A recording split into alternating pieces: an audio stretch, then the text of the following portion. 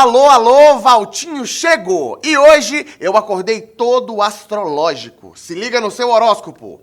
Novidades vão cair no seu colo e você precisará de motivação para continuar focado. Contará com a ajuda da sorte, principalmente no que diz respeito aos estudos, mas isso não dispensa o seu empenho e vontade de fazer as coisas acontecerem. Número 70, cor verde esperança. Curtiu? Se não gostou, use o seu número da sorte e se tenta de novo. Ai, chega de piada sem graça, gente. Nesta aula, você vai aprender finalmente o que significa representação interventiva. Para tanto, vamos contar com toda a sabedoria do jurista. Vem comigo. Tema único, representação interventiva. Considerações iniciais. Previsão constitucional. As representações interventivas federal e estadual estão previstas na Constituição Federal, artigo 35, inciso 6 e inciso 3 do artigo 36, respectivamente.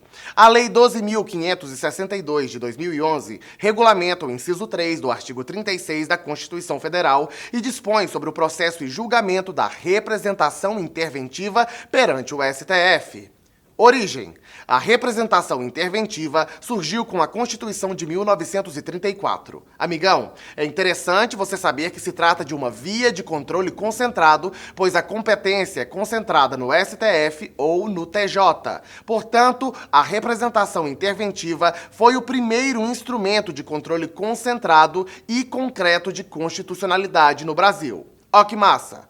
Ei! Você não pode, de jeito nenhum, confundir com a criação do controle concentrado e abstrato de constitucionalidade que veio com a Emenda Constitucional número 16 de 65, que instituiu no Brasil a representação de inconstitucionalidade nos moldes do modelo de Kelsen, modelo europeu de controle de constitucionalidade, com a legitimidade exclusiva na época do PGR.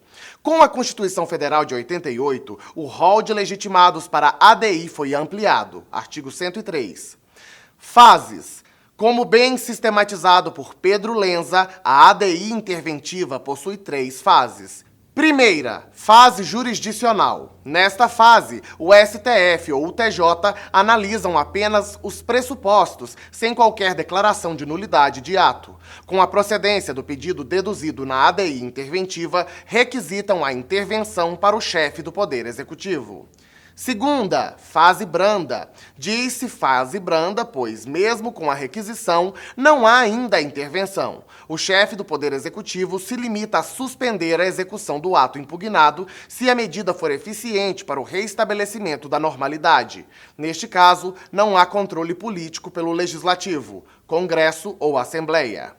Terceira, fase interventiva. Neste caso, não sendo a medida da fase 2 eficiente, o chefe do Poder Executivo decreta a intervenção, devendo especificar amplitude, prazo, condições de execução e, se couber, nomear interventor.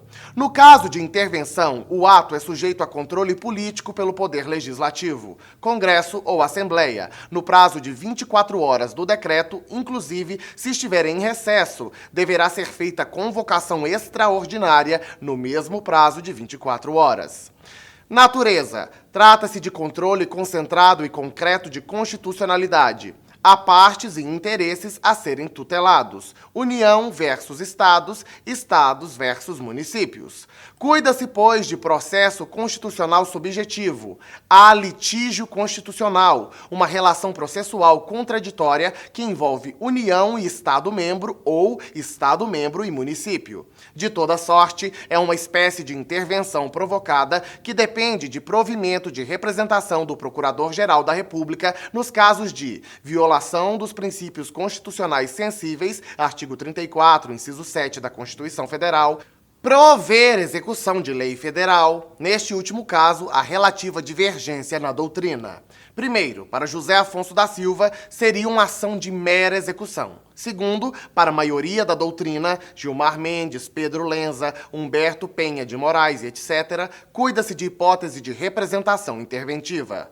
Já se perdeu? Cara, liga esse GPS do conhecimento aí. Se mantém firme na rota do sucesso e vem com o papai. Veja agora as espécies de representação interventiva, federal e estadual.